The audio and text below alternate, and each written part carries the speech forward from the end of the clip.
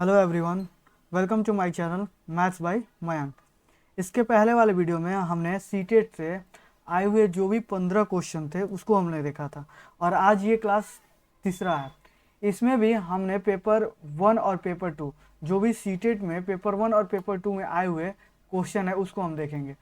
ये वाला जो सीरीज चल रहा है वो सीटेट जो जुलाई 2023 के लिए है, जिसमें आप 15 क्वेश्चन कीजिए और एग्जाम में जाइए 15 क्वेश्चन एकदम आराम से, कोई टेंशन नहीं है, एकदम आराम से जाइए 15 क्वेश्चन करके आइए। तो ये किसके लिए, ये पेपर 1 और पेपर 2 दोनों के लिए है। ये सुपर टेट के लिए भी है और सीटेट जुलाई के लिए भी है। तो चलिए हम स्टार्ट करते हैं और आज का क्वेश्चन देखते हैं। आज का 15 क्वेश्चन है, इसमें से पहला क्वेश्चन हम लेते हैं। पहला क्वेश्चन क्या है? पहला क्वेश्चन है कि एक रेलगाड़ी विशाखापट्टनम से 1 सितंबर 2019 को सुबह 4:48 प्रस्थान करती है और अपने गंतव्य पर 2 सितंबर 1 सितंबर को निकली और 2 सितंबर को वो अपने गंतव्य पे 17:37 बजे पहुंचती है। इस रेलगाड़ी की कुल यात्रा का समय। सबसे पहले ये 17:37 क्या है? 17:37 का मतलब हुआ 12 दिन का 12 बजा और प्लस 5 बजा, यही 12 5 17 बज गया और 17 बज के ये कितना मिनट हो गया? 37 मिनट हो गया। तो 17 बज के हम क्या करेंगे? 37 मिनट को हम क्या बोलेंगे? 5:37 मिनट। 37 मिनट और कब? शाम को, शाम 5:37 मिनट। तो हम चलते हैं, इसको देखते हैं कैसे बनाना है। जैसे ये बोला है वैसे ही, जैसे क्वेश्चन बोला वैसे हमको बना देना है। बोला है कि पहले 1 सितंबर 2019, ठीक है, दोनों तो 19 में ही है, तो 1 सितंबर को वो गाड़ी खुली। जब वो गाड़ी खुली तो कितने बजे खुली? 4:48 मिनट। तो हम इसको क्या करेंगे? अगर हम इसको 4:48 है तो यहाँ पे अगर हम 5 बजा दें, क्या हम बजा दें? 5 बजा दें, सुबह हमें 5 बज रहा है, तो हम कितना मिनट यहाँ इसको समय लगा? तो यहाँ पे इसको 12 मिनट लगा, 12 मिनट का समय लगा और 5 बज गया।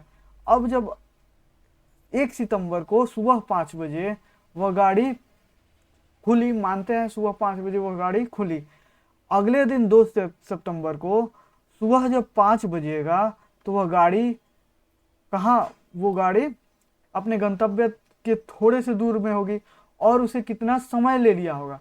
तो 1 सितंबर 5 बजे से 2 सितंबर 5 बजे के बीच में वो 24 घंटे का समय ली होगी, ठीक, मतलब 24 घंटे से लगातार चली होगी।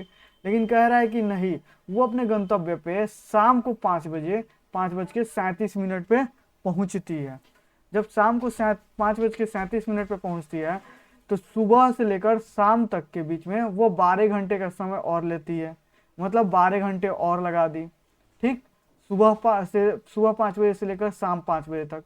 लेकिन वो 37 मिनट यहाँ एक्स्ट्रा चली और 12 मिनट यहाँ एक्स्ट्रा चली, तो 37 और 12 अगर हम जोड़ेंगे तो यहाँ पे 49 मिनट का भी समय ली है। ये तो पूरा पूरा कितना? 36 घंटा का समय लिए और इधर 49 मिनट का समय लिया। तो टोटल पूछा है कि टोटल अपने गंतव्य तक पहुंचने में उसे कुल कितना समय लगा? कुल समय कितना लगा? तो कितना? 36 घंटा 49 मिनट। तो यही इसका आंसर हो जाएगा, 36 घंटा 49 मिनट। ठीक है, आगे बढ़ते हैं और दूसरा नंबर क्वेश्चन देखते हैं। दूसरा नंबर क्वेश्चन कह रहा है कि ये अंडर रूट है, इसका मान निकालना है। तो देखिए, इसको हम दो तरीके से बना सकते हैं। एक तो हम पूरा इसको और इसका भी अंदर रूट निकाले, इसका भी अंदर रूट निकाले, इसका भी अंदर रूट निकाले और तब इन तीनों का कैलकुलेशन करके हम उनका मान निकालें। दूसरा मेथड कहता है कि हमको 144 अंदर रूट 144 से ऊपर भाग देना है। यानी कि जब अंदर रूट 144 का हम रूट निकालेंगे तो ये कितना हो जाता है? ये 12 हो जाता है। यानी कि ऊपर हम भाग देंगे और ये कोई भी पॉइंट में नहीं आया, यानी कि पूरा पूरा कट गया है। ऊपर जब भाग देंगे तो वो 12 का क्या होगा? गुणन होगा, 12 का गुणनफल होगा या गुणनखंड होगा, ठीक, यानी कि वो 12 से कटता होगा। तो अगर हम इसमें देख ले कि कौन ऐसी संख्या है जो 12 से कटती है पूरा पूरा पूरा, तो वही उसका आंसर हो जाएगा। जैसे अगर हम 198 में 12 से डिवाइड करें तो ये 12 कम 12 7 और 78 आ जाएगा, जो 12 से नहीं कटता है, तो ये तो आंसर नहीं होगा। दूसरा हम कह रहे हैं 128 में 12 से जब डिवाइड देंगे तो 12 कम 12 और 8 आ जाएगा, तो ये भी 12 से नहीं कटेगा। 132 में जब हम 12 से डिवाइड करेंगे तो 12 एक कम 12 और फिर आया 1 और 2, फिर 12 कम 12, 11 से ये कट जाएगा, ये हो सकता है।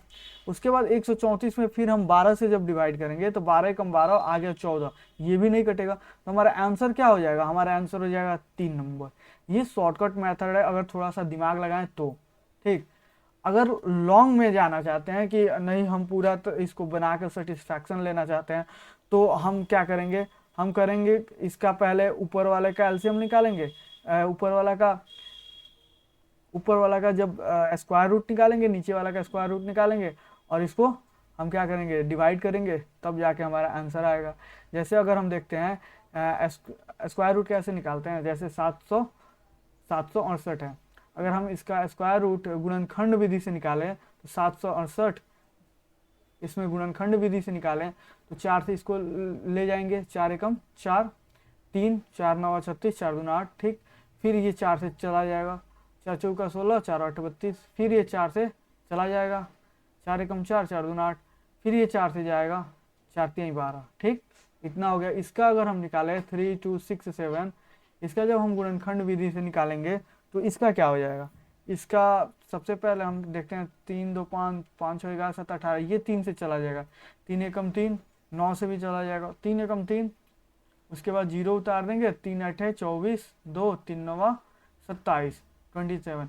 फिर ये किससे जाएगा, ये फिर 3 से जाएगा, 3 3 जा 9 1, 3 6 जा और 3 3 जा, फिर ये 3 से जाएगा, 3 1 जा, 3 2 जा, 3 1 जा, फिर अब ये किससे जाएगा, 11 से जाएगा, 11 11 का 11।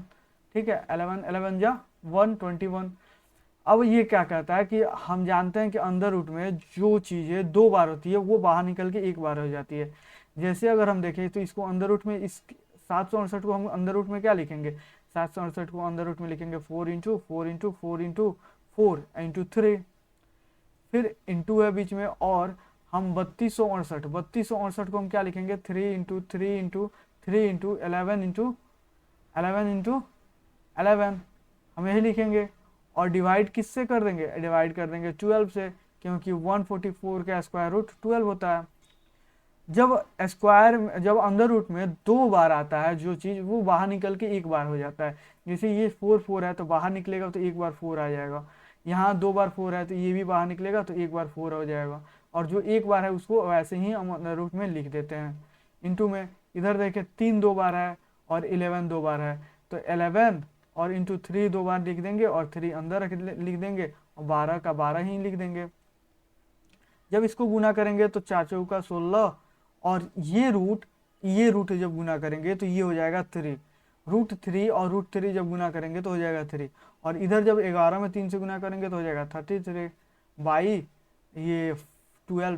3 से अगर हम 12 कटाएं तो 4 बार में, और 4 से 16 कटाएं तो 4 बार में, तो हमारा कितना हो जाएगा 4 इंटू 33। और जब 4 इंटू 33 में हम गुना करेंगे तो 3 4 या 12 1, 3 4 या 12 1 13, मतलब 132, 132। और यही हमसे पूछा था कि इसका मान क्या हो गया। उस विधि से, जो पहला विधि बताए थे जो शॉर्टकट में था, उस विधि से भी क्या आया था 132, और इस विधि से भी 132। इसीलिए दोनों मेथड जो जिसको सुटेबल रखे। यहाँ पे अगर दिमाग लग जा रहा है कि अच्छा 144, यहाँ पे 12 है, 144 का अंदर रूट, तो 12 का ये गुणनफल ही होगा, गुणनखंड ही होगा, तो हम वही निकाल देंगे, नहीं तो हम पूरा प्रोसेस करेंगे और 132 आंसर लाएंगे। ठीक, लेकिन जल्दी उससे हो जाएगा। हम आगे बढ़ते हैं, 3 नंबर क्वेश्चन देखते हैं। 3 नंबर क्वेश्चन क्या है, 3 नंबर क्वेश्चन कहता है यदि ए 360, ए कितना है 360 और बी कितना है 900, तो ए और बी का एलसीएम डिवाइड ए और बी का एचसीएफ। ठीक, एलसीएम और एचसीएफ क्या होता है, एलसीएम होता है वो सबसे बड़ी संख्या, सबसे छोटी संख्या जो इन दोनों से भाग लग जाए, और एचसीएफ कहता है वो सबसे छोटी संख्या जो इन दोनों को भाग कर दे, वो सबसे छोटी नहीं, यहाँ पे कहते हैं वो सबसे बड़ी संख्या है, क्योंकि ये एचसीएफ है, हाईएस्ट कॉमन फैक्टर है। ये कहता है वो सबसे बड़ी संख्या जो इन दोनों को भाग कर दे, और ये कहता है कि लोएस्ट कॉमन फैक्टर वो सबसे छोटी संख्या जो इन दोनों से भाग लग जाए। तो अगर हम पूरा मेथड से बनाएं, जैसे ये क्वेश्चन कह रहा है कि क्वेश्चन कह रहा है 360 और 900 का एलसीएम, क्या एलसीएम, क्या कह रहा है एलसीएम, और डिवाइड कर दे रहा है 360 और 900 का एचसीएफ। यही क्वेश्चन कह रहा है, यही हमसे निकालना है। तो पहले 360 और 900 का हम एलसीएम निकालेंगे।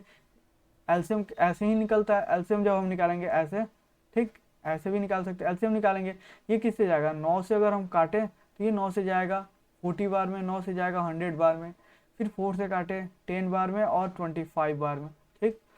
अब फिर 5 से हम इसको डिवाइड करते हैं तो 5 2 जा 5 5 जा, अब कुछ तो नहीं हुआ, अब कुछ नहीं बचा, कुछ नहीं डिवाइड होने वाला है। एक बार और डिवाइड करते हैं 2 तो 1 और 5, एक बार और डिवाइड करते हैं 5 तो 1 और 1, जब ये 1 1 आ गया तो छोड़ देंगे।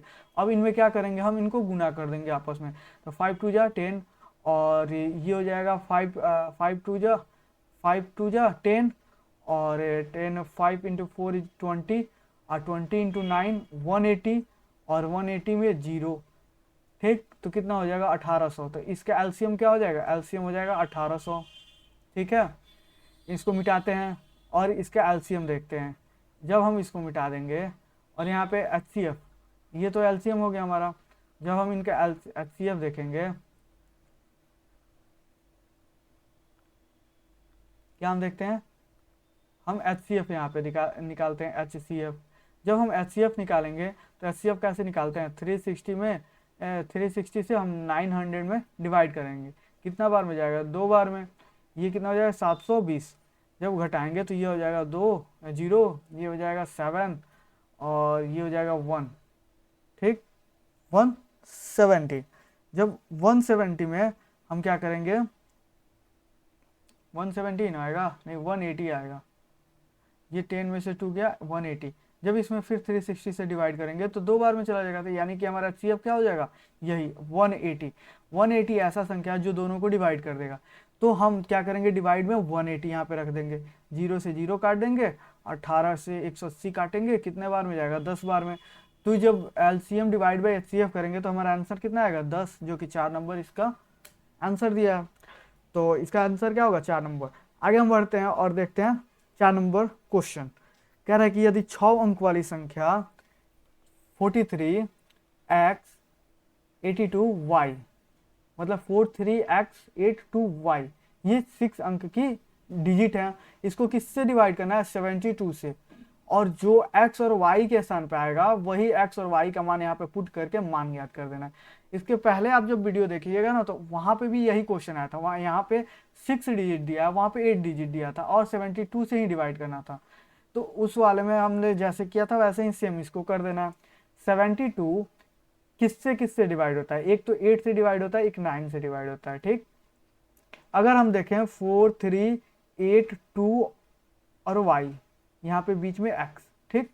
ये जब देखें तो ये हम यहाँ पे 8 का विभाजता का नियम और 9 के विभाजता के नियम का प्रयोग करेंगे। 8 से कौन सी ऐसी संख्या है जो 8 से कटती है, अगर विभाजता का नियम देखें तो लास्ट का जो इकाई दहाई और सैकड़ा, मतलब 3 डिजिट होते हैं, लास्ट के 3 डिजिट, अगर वह 3 डिजिट 8 से डिवाइड है तो पूरी की पूरी संख्या 8 से डिवाइड होती है। यही इसका विभाजता का नियम कहता है। इसका लास्ट 3 डिजिट क्या है, इसका लास्ट 3 डिजिट है 8 2 और y। जब इसमें हम 8 से डिवाइड करेंगे 1 बार में 8 चला जाएगा, हमारा 2 बचेगा, और जब 2 बचेगा तो फिर यहाँ पे 0 लगा के यहाँ पे y हम पुट कर देंगे। अब हम देखेंगे 8 में कौन सा, यहाँ पे कौन सा y के स्थान पे कौन से ऐसे अंक रखें जो 8 से डिवाइड कर देगा। 1 रखेंगे नहीं होगा, 2 नहीं, 3 नहीं, 4 हो जाएगा। अगर हम y की जगह पे 4 रख दें, y की जगह पे यहाँ पे हम 2 4 कर दें तो 3 बार में ये कितनी बार में चला जाएगा, 3 बार में चला जाएगा 24। और आगे देखते हैं, अगर 4 रखे तो 4 रखेंगे तो हो जाएगा, 5 रखे तो नहीं होगा, 6 नहीं होगा, 7 नहीं होगा, 8 नहीं होगा, 9 नहीं होगा, 10 तो हम रख नहीं सकते हैं। तो ये क्या, ये y की जगह पे हम क्या रख सकते हैं, y की जगह पे यहाँ पे 4 पुट कर सकते हैं। अब कह रहा है कि जब y की जगह पर 4 पुट हो गया तो अब संख्या क्या हो गई, 43x 8 2 4, ये संख्या हो गई। अब इस संख्या को 9 से डिवाइड करना है। अगर 8 और 9 से दोनों संख्या डिवाइड हो जा रही है, इसको सेटिस्फाई कर दे रही है, तो 72 को भी सेटिस्फाई करेगी। अब 9 से डिवाइड करना है, तो 9 से विभाज्यता का नियम क्या कहता है, वो कहता है कि अगर सभी संख्याओं का योग 9 से डिवाइड होगा तो वह संख्या 9 से डिवाइड होगी। तो सभी संख्या का योग जोड़ लेंगे, ये 4 3 7, 7 में जब हम 8 जोड़ेंगे तो हो जाएगा 15, 15 2 17, 17 4 21, 21। 9 से डिवाइड करेंगे तो 20 और 30, 20 और 30 के बीच में कौन सी ऐसी संख्या आएगी जो 9 से डिवाइड कर देगी, तो वो 27 होती है। यानी कि 21 plus x is equal to 27, यही ना कहेंगे। तो x इज इक्वल टू क्या हो जाएगा, x इज इक्वल टू 6 हो जाएगा। यानी कि x के स्थान पे हम 6 रखेंगे और y के जगह पे हम 4 रखेंगे। और इसको हम रखेंगे कहाँ, इसको हम इसमें रखेंगे 2x और माइनस वाई। जब 2x रखेंगे तो 2 छक 12 माइनस वाई तो 4। जब हम इनको घटाएंगे तो आ जाएगा क्या हमारा 16, हमारा क्या आ जाएगा, सॉरी यहाँ क्या आ जाएगा, यहाँ पे 8 आ जाएगा। तो यही हमारा आंसर पूछा था कि इनमें x और y का मान रखने पर क्या आंसर आएगा, तो क्या आएगा 8 आएगा। तो इसमें ऑप्शन क्या है 1 नंबर, और यही हमारा क्या होगा आंसर होगा। आगे हम बढ़ते हैं और 5 नंबर हम क्वेश्चन देखते हैं। ये इनवर्स का है, ठीक। 5 नंबर जो क्वेश्चन है ये इनवर्स का है। इसमें जब हम करेंगे तो सबसे पहले हम क्या करते हैं, हम सबसे पहले इसमें क्या करेंगे, इसमें हम इनवर्स को हम चेंज करेंगे सबसे पहले। तो इनवर्स को जब चेंज किया जाता है, अगर 1/2 है और इसका इनवर्स दिया है -1, तो हम इसको जब चेंज करेंगे तो ये हो जाएगा 2 का पावर -1, ठीक। इनवर्स का मतलब वो हर अंश में और अंश हर में हो जाता है, ठीक। तो हम इसको सबसे पहले हम क्या करेंगे, चेंज करेंगे। चेंज करने के लिए ये जैसे है 3/4, क्या है 3/4 का पावर -3 इंटू 3/8 का पावर 2 डिवाइड बाई 3 का पावर -2, ठीक। डिवाइड बाई 2/3 का पावर 2 इंटू में 4/3 का पावर -3। जब हम इसका इन्वर्स हटाएंगे तो ये हो जाएगा 4/3 का पावर 3 इंटू 3/8 का 3/8 ही रहेगा। और डिवाइड बाई जब 3/8 3 का पावर जब हम चेंज करेंगे तो हम डिवाइड 3, ये क्या हो जाएगा 3/1। जब हम इसको पावर चेंज करेंगे तो 1/3 इन्वर्स हटा देंगे और स्क्वायर, ठीक है। डिवाइड सबका होल डिवाइड, यहाँ पे 3/2 2/3 का 2/3 ही रखेंगे, इंटू का इंटू ही रखेंगे। जब यहाँ पे इन्वर्स हटाएंगे तो 3/4 हो जाएगा और उसका पावर 3 हो जाएगा।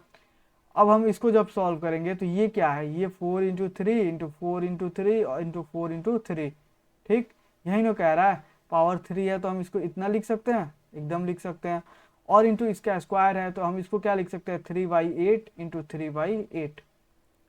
जब ये डिवाइड है, जब डिवाइड को हम जब सॉल्व करते हैं तो डिवाइड किस में चेंज होता है, डिवाइड इंटू में चेंज होता है और ये पलट जाता है। ये जब पलटेगा तो हो जाएगा 3 और का स्क्वायर, 3 का स्क्वायर जब ये पलटेंगे तो 3 का स्क्वायर, तो इसको हम 3 इंटू 3 लिख सकते हैं।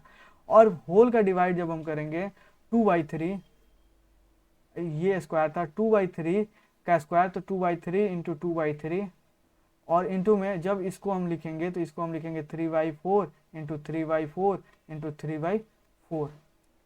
अब हम क्या करते हैं, काट लेते हैं, जो जहां से कटने वाला है उसको वहां से हम काट लेंगे। इसके नीचे क्या है 1, इसके नीचे क्या आ जाएगा 1। एक 3 से ये 3 हम काट देंगे, एक 3 से एक 3 काट देंगे, फिर एक 3 से एक 3 काट देंगे, ठीक। अब तो कोई 3 कटने वाला नहीं है। ये 4 से काटेंगे इसको तो 2 बार जाएगा, ठीक। इस 4 से इसको काटेंगे तो ये भी 2 बार जाएगा और ये 2 2 4 मिलके इसको काट देगा। तो ऊपर क्या बचा हमारे पास, ऊपर हमारे पास 3 बचा। ऊपर हमारे पास क्या बचा 3, तो हम लिख दे लेंगे 3 और डिवाइड बाई नीचे हमारे पास 1 है, ठीक। ऊपर जो 3 बचा और नीचे क्या है 1 है।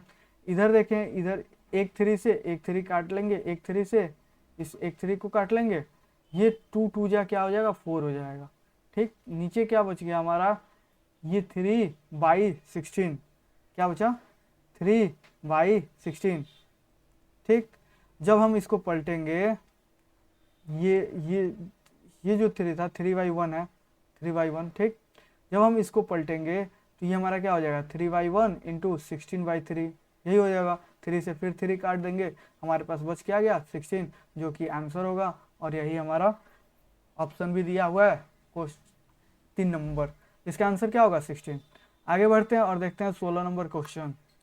ये समझ में आया होगा, अगर नहीं आया होगा तो एक बार और आप वीडियो को चलाइए और इसको देखिए, क्योंकि इसमें जो जब यहाँ पे आप काटिएगा ना तो थोड़ा सा सावधानी से काटना पड़ेगा, कौन किससे जाएगा।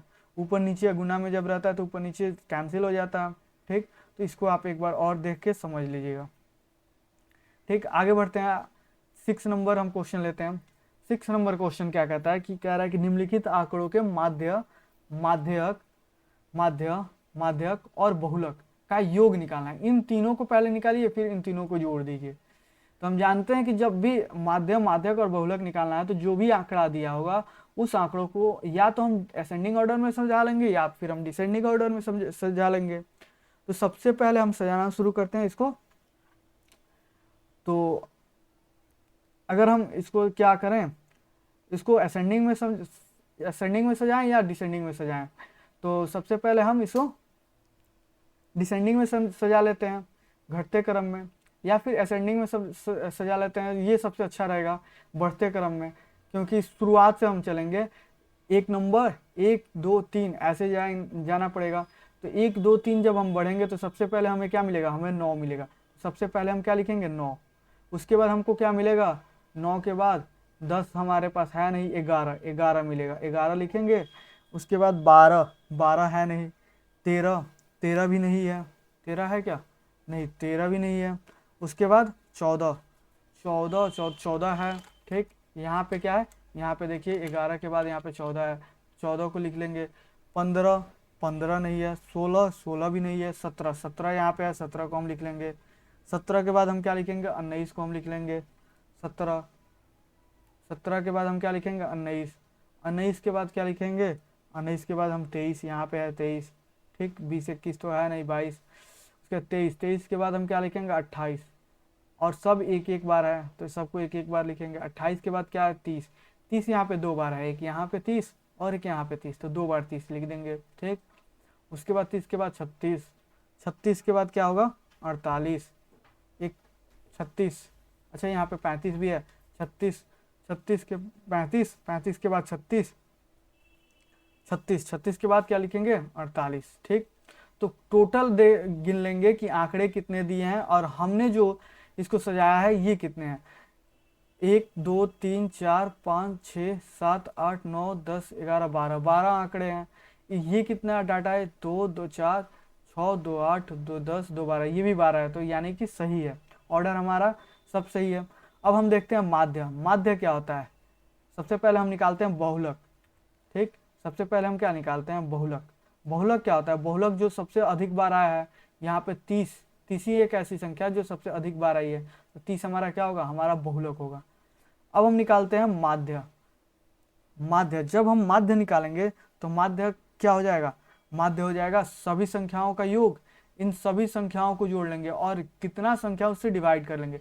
जब सभी संख्याओं को जोड़ेंगे तो 11 14 25, 25 30 55, 55 9 55, 55 9 64, 64 और 5, 64 5 59, 69, 69 और 3 लगभग 99, 99 100 और 116, 116 और 9 25 और 135, 135 और 20, 135 और 20 कितना हुआ, 135 और 20 155 और 8 163, 163 और 3 166, 186, 186 8 194, 94 और 40, तो ये हो जाएगा 200, 234, 234 और 6 40, 240 और 30 270 और 270 और ये 30, 270 30 300, पूरा कितना हो गया 300। और कितना डाटा था, तो हमारे 12 डाटा थे। जब हम इसको डिवाइड करेंगे तो ये चला जाएगा 2 और ये होगा 5.5, ठीक, 25.5। ये हमारा क्या हो गया माध्य। जब हम माध्यक निकालेंगे तो माध्यक में अगर ये डाटा 12 है, अगर ये डाटा कोई ऑड नंबर आता तो ये बीच वाला इसका माध्यक हो जाता, लेकिन ऑड में नहीं है। तो हम क्या करेंगे, बीच वाले 2 अंक इसका माध्यक होंगे। हम क्या करेंगे 6 अंक, 6 पे कौन है 1 2 3 4 5 6, इस 23 और इस 28 को हम क्या करेंगे जोड़ देंगे। जब 23 और 28 हम जोड़ेंगे और डिवाइड कर देंगे किससे, 2 से। जब 23 28 जोड़ के हम डिवाइड करेंगे किससे, 2 से, तो हमारा क्या हो जाएगा, 23 28 जोड़ के हम क्या करेंगे, इसको 2 से डिवाइड कर। अच्छा, ये एक मिनट, जब हम 300 से, जब 300 में 12 से हम डिवाइड करेंगे तो ये हमारा 25 आ जाएगा, ये 5 हम एक्स्ट्रा हो गया था। तो जब यहाँ पे हम देखें, जब इसको हम जोड़ेंगे तो ये हो जाएगा 20 20 40 और ये 51 51 बाई 2। जब इसको हम डिवाइड करेंगे ना तो यहाँ पे 25.5 आ जाएगा। अब कह रहा है कि ये बहुलक, माध्य और माध्यक, इन तीनों को क्या करना है, इन तीनों का योग लेना है, इन तीनों को जोड़ देना है। तो 30 25 और 25.5 कितना हो जाएगा, 25 25 50 30 80, कितना हो जाएगा 80.5, और यही हमारा आंसर होगा 80.5। ठीक है, तो ये इसका आंसर हो गया। इसमें कभी कभी परिसर भी पूछ देता है, तो परिसर निकालने का फॉर्मूला, कभी कभी परिसर भी पूछ देता है। तो परिसर का होता है कि जो उच्च मान है, सबसे अधिक मान है और सबसे लो मान है, इन दोनों का अंतर 48 माइनस 9, जब इसको हम घटाएंगे तो हमारा 38 आ जाएगा, और ये हमारा क्या होगा, ये हमारा परिसर होगा। तो कभी कभी परिसर भी पूछ देता है। ठीक, आगे हम बढ़ते हैं, 7 नंबर क्वेश्चन देखते हैं। ये प्रॉफिट लॉस से क्वेश्चन है। कह रहे किसी वस्तु को इसके अंकित मूल्य पर 25% के छूट देकर बेचने पर दुकानदार को 19%, फिर भी 19% का लाभ होता है।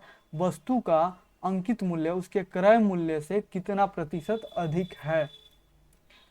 तो सिंपल, अगर मान लेते हैं कि उसका जो वस्तु का सीपी है वो 100 रुपये है।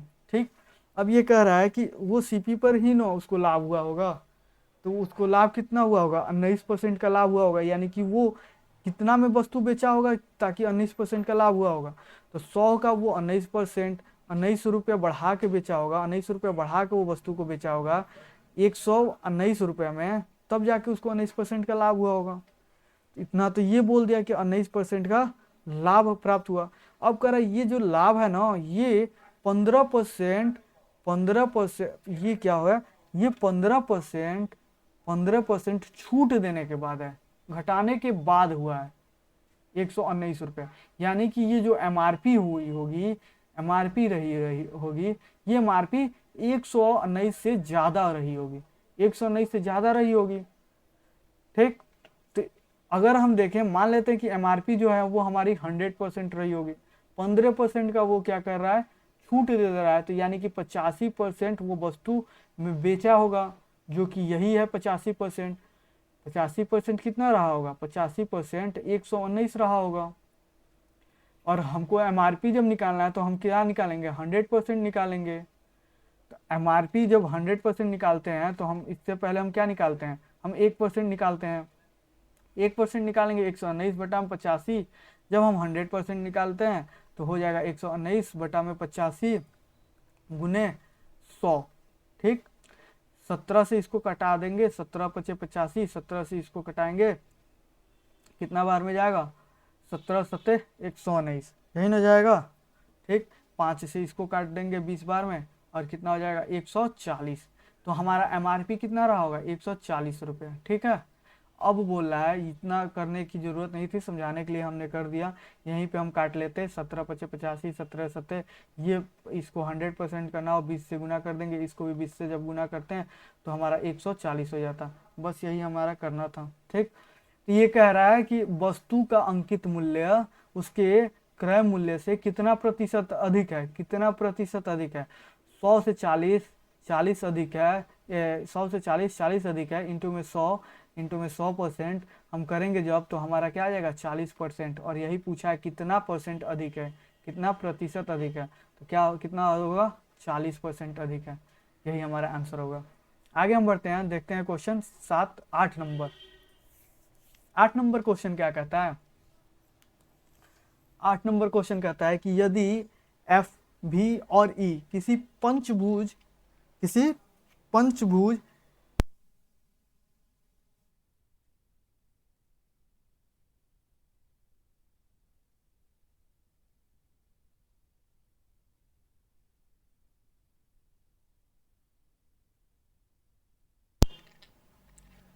8 नंबर क्वेश्चन क्या कह रहा है, 8 नंबर क्वेश्चन कह रहा है कि यदि 8 नंबर क्वेश्चन क्या कह रहा है, फिर से देखें। 8 नंबर क्वेश्चन कह रहा है यदि एफ भी और ई किसी पंचभुज के आधार वाले एक पिरामिड के फलकों, शीर्षों और किनारों की संख्या को प्रदर्शित करता है तो इतना 2b-3f प्लस ई का मान क्या होगा। अगर हम पंचभुज देखें तो पंचभुज, अगर एक ऐसे पंचभुज बना लें, ये हमारा चार, तीन भुजा, ये एक भुजा और ये एक भुजा, 5 भुजा हो गई, ये हमारा पंचभुज हो गया। जब हम इसको मान लेते हैं ऐसे बना लेते हैं, जैसे एक ऐसे पिरामिड इसको बनाना है, एक यहाँ से यहाँ पे मिला देते हैं, एक यहाँ से यहाँ पे लाके मिला देते हैं, एक यहाँ से यहाँ पे मिला देते हैं और एक ऐसे ही यहाँ पे मिला देते हैं। ये हमारा टॉप का हो गया शीर्ष और ये हमारा बेस हो गया, ये शीर्ष, ये शीर्ष, ये वर्टेक्स है, ठीक है। तो ये क्या है, ये हमारा शीर्ष हो गया। तो कह रहा है कि जो एफ है, एफ किसको दिखाता है, एफ फलक को दिखाता है। एफ किसको दिखाता है, फलक। फलक मतलब साइड को दिखाता है। साइड क्या होगा, साइड एक तो बेस का हो जाएगा, एक क्या हो जाएगा, बेस का हो जाएगा, और किनारे जो उठा हुआ है तो एक इधर का साइड होगा, एक ये वाला साइड होगा, एक इसके पीछे साइड होगा, एक इसके पीछे साइड होगा और एक सामने का साइड होगा। यानी कि 1 2 3 4 5 5 साइड होगा। याद रखिए जितनी भुजा का वो पिरामिड होगा उतना ही साइड होता है, ठीक। इसमें कितने, एक बेस का साइड और एक 5 इधर का साइड, कितना फलक हो गया, साइड कितना हो गया, 6। अब दूसरा कह रहा है कि जो ई है, भी है, भी वो वर्टेक्स शीर्ष को दिखाता है। क्या दिखाता है, शीर्ष वर्टेक्स को दिखाता है। तो वर्टेक्स कितनी है, 1 2 3 4 5 और एक ऊपर, ये वर्टेक्स है 6 वर्टेक्स हो गए। अब कह रहा है कि ई किसको दिखाता है, ई किनारे को दिखाता है। ई किनारा दिखाता है। किनारा कितना है, ये एक किनारा है, ठीक। एक किनारा यहाँ से यहाँ तक, ये दूसरा किनारा, ये तीसरा किनारा, ये चौथा किनारा, ये पांचवा किनारा, 5 किनारा ऊपर। उसके बाद बेस में जाएंगे तो 1 किनारा, 2 किनारा, 3 किनारा, 4 किनारा और 5 किनारा। तो 5 किनारा इधर ऊपर फेस की तरफ और 5 किनारा नीचे बेस की तरफ, 5 5 10 किनारा हो गया। अब हम क्या करेंगे, f = 6, v = 6, e = 10, इसका मान यहाँ पे ला कर रख लेंगे। तो 2b-3f प्लस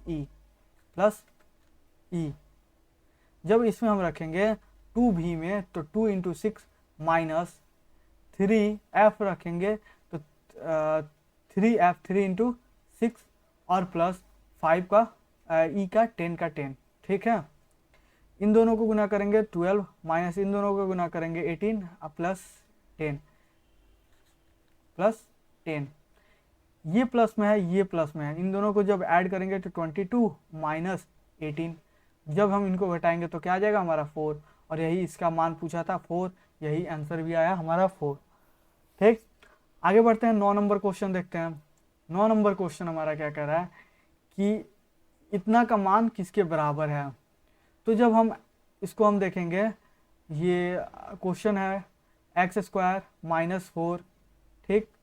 ये है x - 1 × x + 1 divide by x² - 3x + 2, ठीक, और इंटू x + 2। जब हम इसको तोड़ेंगे तो हम इसको लिख सकते हैं x² - 2 का स्क्वायर, हम लिख सकते हैं, कोई दिक्कत। और जो ये है x - 1 × x + 1, इसको ऐसे ही रहने देते हैं। हम आगे बढ़ते हैं, इसको हम क्या लिख सकते हैं, जब हम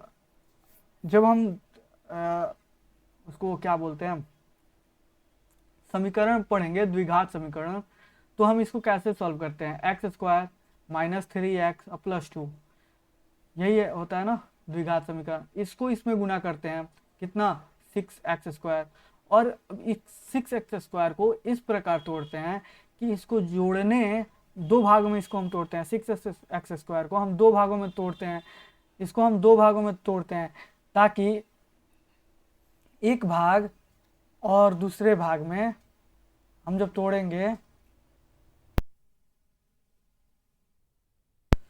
जब हम एक भाग और दूसरे भाग को जब तोड़ेंगे तो इसको जोड़ने या घटाने पर ये हमको 3x मिलना चाहिए और फिर इंटू इनको करने पे ये 6x² मिलना चाहिए, यही हम हमारा होता है। तो यहाँ पे हम x² को x² लिख देते हैं। अगर हम इसको तोड़ने जाएंगे तो हम इसको कैसे किस प्रकार तोड़ेंगे, अगर हम इसको दोनों को हम तोड़ने जा रहे हैं तो माइनस ये कितना हो जाएगा, इसको हम जब तोड़ेंगे तो कितना हमारा हो जाएगा, माइनस, ये इसको तोड़िए -2x और -2x और यहाँ पे -x, ठीक, -2x और -x + 2। देखें अगर ये 6x² नहीं होगा, 2x² होगा। तो जब हम इन दोनों को गुना करेंगे तो ये 2x² हो जाएगा, और इन दोनों को जब जोड़ेंगे तो -2x और -x दोनों जोड़कर -3x बना लेगा। फिर हम यहाँ पे क्या लिखेंगे, यहाँ पे x कॉमन ले लेंगे तो यहाँ पे एक x बचा, और यहाँ से क्या बचा, यहाँ से 2 बचा। जब यहाँ पे -1 कॉमन ले लेंगे तो यहाँ पे x बचा, और यहाँ पे फिर -2 बचा। यहाँ पे x -1 और इंटू x -2, और इसी को हम क्या लिख देंगे, इसके जगह पे हम इतना लिख देंगे x -1 और x -2। जब इन दोनों को जब गुना करेंगे ना तो इतना आ जाएगा हमारा, और फिर यहाँ पे x + 2, ठीक। जब हम इसको हम तोड़ेंगे अब इसको, तो इसको a² - b² के फॉर्मूला पे लिख देंगे x + 2 इंटू x -2, और ये तो हमारा वैसे ही है x -1 इंटू x + 1, और बाई निश्चय हम क्या कर देंगे x -1 into x -2 into x + 2। x -1 से x -1 काट देंगे, x -2 से x -2 काट देंगे, और x + 2 से x + 2 काट देंगे। बच क्या गया, x + 1, यही बचा। और इसी का मान पूछा था, ये किसके बराबर है, तो x + 1 के बराबर है, जो कि हम ऑप्शन नंबर 3 हमारा यहाँ पे है। हम आगे बढ़ते हैं और देखते हैं अगला क्वेश्चन 10 नंबर। 10 नंबर क्वेश्चन क्या कहता है, कि कह रहा है कि किसी समचतुर्भुज के विकर्णों की लंबाई 24 सेंटीमीटर और 70 सेंटीमीटर। अगर हम समचतुर्भुज बना दें ऐसे, अगर हम समचतुर्भुज एक बना दें, ठीक, तो इनके विकर्णों की लंबाई, ये हमारा क्या होगा, ये हमारा विकर्ण होगा।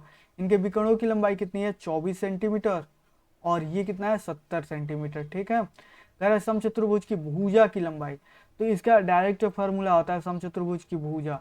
भुजा क्या होता है, 1/2 अंडर रूट ये d1 का स्क्वायर और प्लस d2 का स्क्वायर। जहाँ d1 क्या है, ये हमारा d1 मान लो, और ये हमारा क्या है, ये हमारा d2 मान लो, ठीक। 1/2 d1 कितना होगा, d1 हो जाएगा 24 गुने 24, d1 कितना हो जाएगा 24 का स्क्वायर, ठीक, और d2 कितना हो जाएगा 70 का स्क्वायर। 1/2 अंडर रूट 24 का स्क्वायर कितना हो जाएगा, 4 का स्क्वायर 16, और 4 दूना 8 दूना 16, 16 1 17, और 2 दूना 4 1 5, 576 प्लस 7 का स्क्वायर 4900, ठीक है। 1/2 जब हम इनको जोड़ेंगे 4900 और इसको, तो ये हो जाएगा 6 7 4 1 और 4 1 5, इतना हो जाएगा 5476। 5476 का हम जब स्क्वायर निकालेंगे ना तो ये हो जाएगा 1/2, और इसका स्क्वायर कितना हो जाता है 74, इसका स्क्वायर कितना हो जाता है 74। जब हम इसको काटेंगे तो कितना बार में चला जाएगा, 37 बार में। यानी कि जो हमारी भुजा हो गई ना, भुजा वो 37 सेंटीमीटर हो गई, जो ऑप्शन 3 का इसका आंसर हो जाएगा। कुछ नहीं करना था इसमें, बस भुजा के फॉर्मूला अगर आपको पता है तो आप भुजा के फॉर्मूला पे इसको बैठाइए, d1 d2 को सॉल्व कर दीजिए, आ जाएगा इसका आंसर। आगे बढ़ते हैं, 11 नंबर हम क्वेश्चन देखते हैं। 11 नंबर क्वेश्चन कहता है कि ये सर्वांग क्षमता से इसका क्वेश्चन है, किससे, सर्वांग क्षमता से ये क्वेश्चन है। 1 मिनट, ठीक। 11 नंबर क्वेश्चन किससे, सर्वांग क्षमता से। कह रहा है कि एक त्रिभुज ABC, यहाँ पे एक त्रिभुज हम बना लेते हैं, ठीक, और एक और त्रिभुज बता रहा है, बोला है एक और त्रिभुज हम क्या बना लेते हैं, हम एक और त्रिभुज हम बना लेते हैं। ये हो जाएगा A B और C, और ये हो जाएगा हमारा D E और F, ठीक है, कोई दिक्कत नहीं।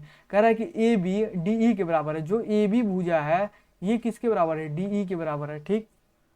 AC भुजा है EF के बराबर है, AC भुजा EF के बराबर है, ये भुजा इसके बराबर है, ठीक। और BC भुजा, ये BC जो बचिया उसके बराबर होगा क्या, DE DF, DF के बराबर है। तो जब जिस साइड जो साइड जैसे इक्वल है उसी साइड की ओर से हम इसको घूम जाते हैं। जैसे इस साइड में ए बी आ रहा है तो इस साइड में डी ई आना चाहिए। हमारा ए बी आ रहा है तो इधर जो डी ई आना चाहिए। सर्वांग क्षमता में यही होता है कि जो सर्वांग क्षमता होगा तो ए बी अगर इधर से ए बी बराबर है तो ये ए बी इस साइड से बराबर है तो डी ई इस साइड से भी बराबर होना चाहिए। जो जिस साइड से बराबर है उस साइड से लिख देंगे। उसके बाद ए बी इधर से अगर हम जाएंगे तो बी सी इसको देखेंगे तो बी सी अगर इधर से बराबर है तो इसका ए ये डी ई हो गया। इसका क्या बराबर होगा। तो हम यहाँ पे क्या करें, यहाँ पे हमारा तो उल्टा लिख दिए, यहाँ पे डी ई होगा नहीं, क्योंकि अगर हम डी ई ऐसे लिख देंगे तो फिर हम एफ की ओर कैसे जाएंगे, एफ की ओर नहीं जा पाएंगे, क्योंकि ये सेकंड नंबर थर्ड नंबर इधर इक्वल है और इसमें हम देखें तो थर्ड नंबर इधर इक्वल है। तो हम इस डी को मिटाना पड़ेगा। हम इस ओर से हम नहीं जा सकते हैं, हम इसको इधर से जाना पड़ेगा। अगर ए बी इक्वल है तो ई डी इक्वल होगा और ई डी उसके बाद डी एफ भी इक्वल होगा। अब देखें बी सी का ये वाला साइड इक्वल है और डी ई का ये वाला साइड इक्वल है, तो ये भी साइड इक्वल है और थर्ड नंबर तो अपने आप इक्वल हो जाएगा। इधर सी बी देखें, सी ए देखें तो इधर एफ ई देख लें ऐसे, तो ये ऐसे सर्वांगक्षम होगा। तो वही हमसे पूछ रहा है, जब ये हमारा कंडीशन दे रखा है इतना तो कौन सा इक्वल होगा, किधर से इक्वल होगा। तो ये ए बी सी किसके इक्वल होगा, तो A B C E D F के इक्वल होगा, जो कि 3 नंबर ऑप्शन दिया है, A B C E D F के इक्वल होगा। ये थोड़ा सा हौच-पौच हो गया है, थोड़ा इसको एक बार और आप चला के थोड़ा देख लीजिएगा, ठीक है, समझ में आ जाएगा। आगे हम बढ़ते हैं, 12 नंबर क्वेश्चन हम देखते हैं। 12 नंबर क्वेश्चन कह रहा है कि ए बी सी में बी और सी के समद्विभाजक एक बिंदु पी पर मिलते हैं। एक त्रिभुज बना लेते हैं, ठीक है। सबसे पहले ये रहा हमारा त्रिभुज। कह रहा है कि इसको हम ए मान लेते हैं, इसको हम बी मान लेते हैं और इसको हम क्या मान लेते हैं, सी। कह रहा है कि ए बी सी में एंगल बी और एंगल सी समद्विभाजक है। एंगल बी और एंगल सी ये क्या है, ये एक दूसरे के समद्विभाजक है, मतलब बराबर भागों में बांट देते हैं। ये क्या करता है, ये दोनों एक दूसरे के बराबर भागों में जब बांटते हैं तो ये जो बिंदु मिलता है ना, ये क्या है, ये पी है। और पी जो है, पी का माप दिया है, बी पी सी का माप दिया है कितना, 102 डिग्री। ये कितना है, 102 डिग्री। तो हमारा ए पूछा है, ए कितना होगा। तो अगर हम देखें एंगल बी पी सी में angle B plus angle P plus angle B हम लेंगे तो तब तो पूरा लेना पड़ेगा। अगर हम इसमें देखें angle B P C plus angle P B C plus angle P C B is equal to कितना होगा, 180। ये वाला एंगल ये नीचे वाला, ऊपर सब नहीं, नीचे वाला, और ये वाला एंगल ये भी कितना होगा, 180 डिग्री होगा। सभी त्रिभुज का जो अंदर का कोण होता है वो तीनों का योग कितना होता है, 180 डिग्री होता है। ये हमारा दिया हुआ है 102 डिग्री। और ये जो दोनों एक दूसरे के समद्विभाजक है, तो हम इनको अगर इसको x और इसको x दोनों को हम x मान लें और 2x हो जाएगा, क्योंकि ये एक दूसरे के समद्विभाजक हैं। जब समद्विभाजक होंगे तो बराबर भागों में बटे होंगे, समद्विभाजक हैं, तो ये 2x हो जाएगा और 180 डिग्री के बराबर होगा। ये इसको 102 को उधर भेजेंगे तो 2x इज इक्वल टू कितना हो जाएगा, 78। x का मान कितना हो जाएगा, जब 78 में हम 2 से डिवाइड करेंगे तो ये हमारे पास कितना हो जाएगा, 39। यानी कि ये वाला एंगल 39 डिग्री का होगा, ये वाला एंगल 39 डिग्री का होगा। ये वाला एंगल भी कितने का होगा, 39 डिग्री का, क्योंकि ये समद्विभाजक है, बराबर भागों में बटा है। ये वाला एंगल भी कितने का हो जाएगा, 39 डिग्री का। अब क्या कह रहा है, तब पूरा एंगल कितने का हो जाएगा, 78 डिग्री, और इधर पूरा एंगल कितने का हो जाएगा, 78 डिग्री। अब फिर कह रहा है कि angle A plus angle B plus angle C कितना हो जाएगा, 180 डिग्री। एंगल ए को तो हमको निकालना है, एंगल बी 78 है और एंगल सी 78 है, इज इक्वल टू 180 डिग्री। जब हम इन दोनों को जोड़ के इधर भेजेंगे तो 180 माइनस इन दोनों को जोड़ेंगे तो और 7 7 14 और 1 15 इज इक्वल टू ए। ठीक, एंगल ए बराबर कितना हो जाएगा, जब घटा देंगे तो 4 और 7 टू 24 कितना हो जाएगा, एंगल 24, जो कि 2 नंबर हमारा आंसर हो जाएगा। आगे हम बढ़ते हैं और देखते हैं हम 13 नंबर क्वेश्चन।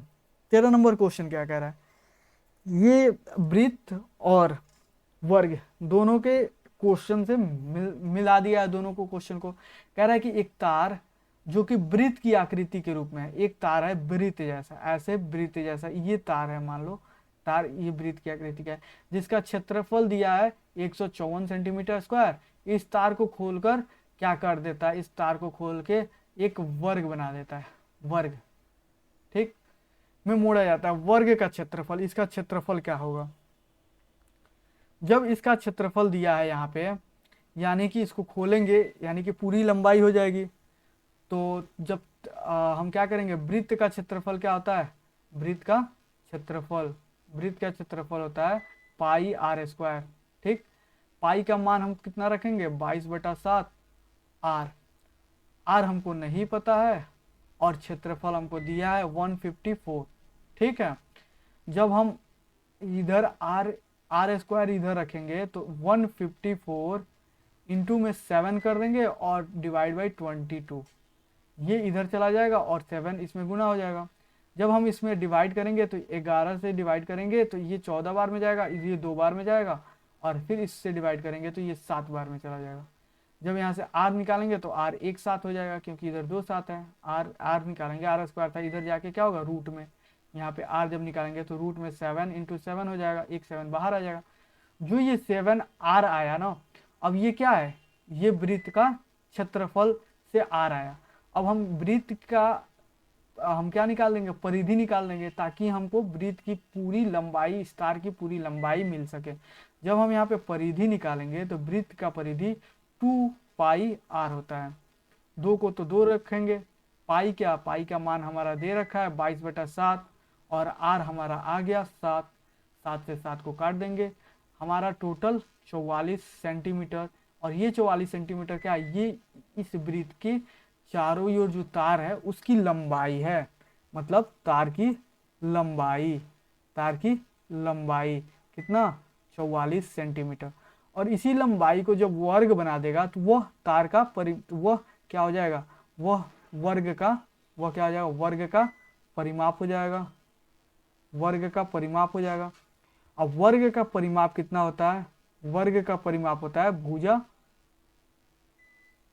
इंटू भुजा, मतलब चारों भुजाओं का योग। हम इसको लिख सकते हैं 4 गुने भुजा। ठीक, परिमाप हमारा आ गया 44 सेंटीमीटर इज इक्वल टू 4 गुने भुजा। जब हम भुजा निकालेंगे, भुजा निकालेंगे यहाँ से, तो भुजा हमारा क्या आ जाएगा, 44/4 यानी कि 11।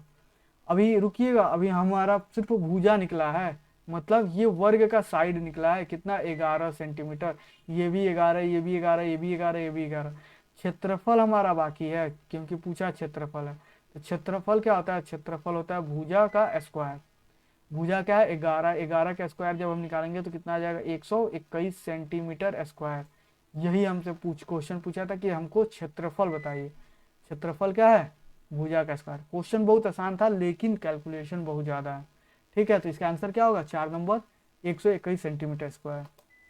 आगे बढ़ते हैं 14 नंबर क्वेश्चन। 14 नंबर क्वेश्चन क्या कहता है, कह रहा है कि किसी घनाभाकार बॉक्स है। घनाभ कैसे होता है, ये हमारा आयत हो गया, और आयत का जो 3D मॉडल होता है वो हमारा क्या होता है, घनाभ होता है।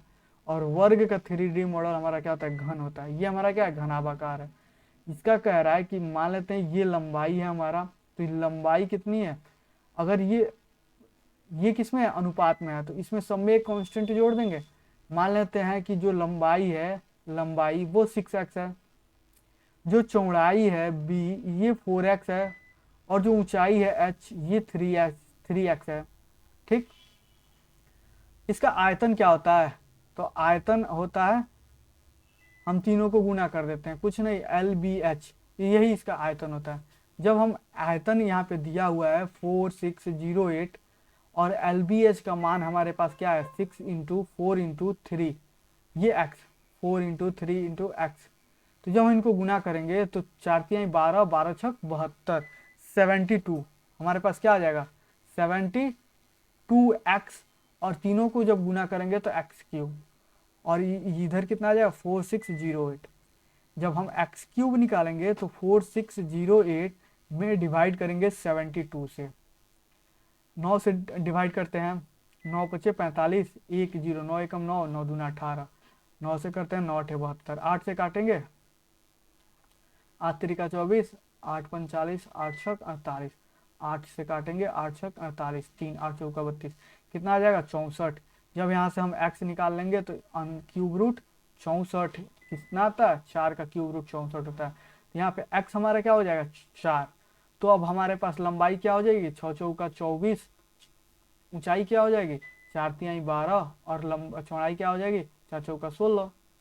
लेकिन कह रहा है कि पार्श्व पृष्ठ का क्षेत्रफल निकालना है। हमसे क्या पूछा है, हमसे पूछा है पार्श्व पृष्ठ का क्षेत्रफल निकालिए। तो पार्श्व पृष्ठ का जब हम क्षेत्रफल निकालते हैं तो वो क्या होता है, देखिए यहाँ पे अगर हम देखें जो पार्श्व होता है, पार्श्व पृष्ठ का क्षेत्रफल, पार्श्व पृष्ठ का क्षेत्रफल क्या होता है 2 into L plus B into H, L plus B into H, यही पार्श्व पृष्ठ का क्षेत्रफल होता है। 2 इंटू एल प्लस बी हमारा कितना आ गया, एल आ गया हमारा 24, और बी कितना है, बी हमारा आ गया 16, और एच कितना है 12। जब हम इन दोनों को जोड़ेंगे तो हो जाएगा 40, और इसमें 12 से गुना कर देंगे, ठीक। तो हमारे पास कितना हो जाएगा 12, 40 दूना 80, अगुने 12, 12 आठे 96, 960, और ये क्या क्षेत्रफल है तो सेंटीमीटर स्क्वायर, तो 960 सेंटीमीटर स्क्वायर, 4 नंबर इसका ऑप्शन हो जाएगा।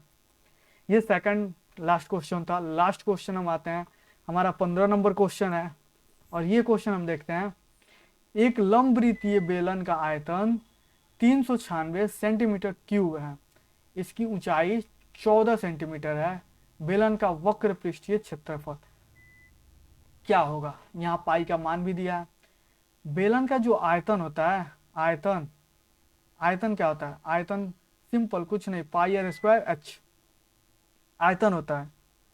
बेलन का आयतन क्या होता है पाई आर स्क्वायर एच। पाई का मान दिया है, आयतन हमारा दिया है 396, पाई का मान हो गया 22/7, आर स्क्वायर नहीं दिया है, वही हमको निकालना है, और एच हमारा दिया है 14 सेंटीमीटर, 7 से हम काट देंगे 2 बार। जब आर स्क्वायर हमको निकालना होगा तो 396 डिवाइड बाई 22 इंटू 2, यही करेंगे। जब हम इसको 11 से काटेंगे और इसको 11 से काटेंगे तो ये 2 बार में चला जाएगा, ये जाएगा 3 और 6 36 बार में। जब 2 से 36 को काटेंगे 18, और 2 से 18 को काटेंगे 9, तो आर स्क्वायर क्या आ जाएगा, आर स्क्वायर 9 हो जाएगा, और आर निकालेंगे तो क्या हो जाएगा 3 हो जाएगा।